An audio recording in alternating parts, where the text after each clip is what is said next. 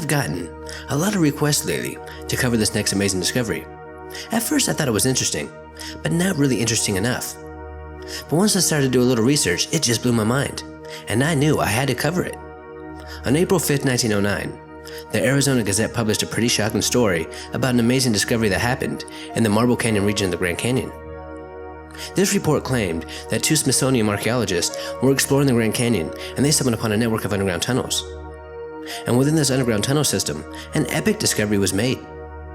The article says that two archaeologists found some amazing artifacts, and these artifacts were identical to ancient Egypt artifacts from the time of Ramses. Now, what they allegedly found inside this tunnel system was just mind-blowing. Not only was it filled with treasure, but they also found tablets with hieroglyphs as well as mummified bodies. The article published in the Arizona Gazette stated that these people who built these structures must have been originally from Egypt.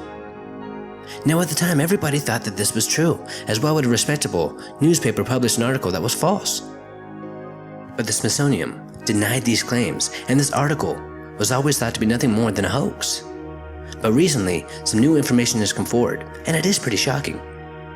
Now, the Smithsonian has been asked thousands of times about the two archaeologists that stumbled upon this discovery, Professor Jordan and Mr. Kincaid. And the Smithsonian has always replied that these two men never worked for the Smithsonian. Now, a man named David Hatcher Childress, also known as the real-life Indiana Jones, came forward recently saying that he believes that the Smithsonian may have actually covered this up. Now, according to MessageEagle.com, someone uncovered that Professor Jordan did in fact work for the Smithsonian, and he worked for the Smithsonian for 30 years, from 1880 to 1910, and he started working in the Grand Canyon region in the 1880s, and he was accompanied by a Mr. Kincaid. Now, I couldn't find the name of who uncovered this, as I really wanted to give them credit. But after this information came out, the Smithsonian very quietly published a page about Professor Jordan's work with the Smithsonian, which is extremely odd, considering that they denied that he ever existed for over 100 years. Now, if the ancient Egyptians did migrate to the Grand Canyon region, why hasn't there been any more discoveries? The fact is, the Grand Canyon is huge, and there are only so many places and trails that we're actually allowed to go visit. So it is very possible that an amazing discovery like this can actually stay hidden from the world, especially if the Smithsonian wants it to stay hidden. Now, after doing some more digging, I couldn't believe what I found.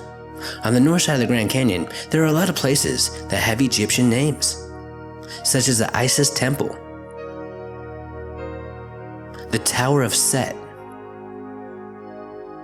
the Tower of Ra, as well as many others. Now, these mountains are on the north side of the Grand Canyon, and David, the real-life Indiana Jones, believes that this is where the discovery was made.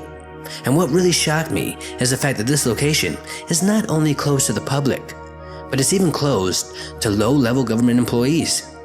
Nobody can go there. It's off limits, just like Area 51. Now, something very odd is going on here, and it might just be a huge cover-up. But why would the Smithsonian want to cover this up?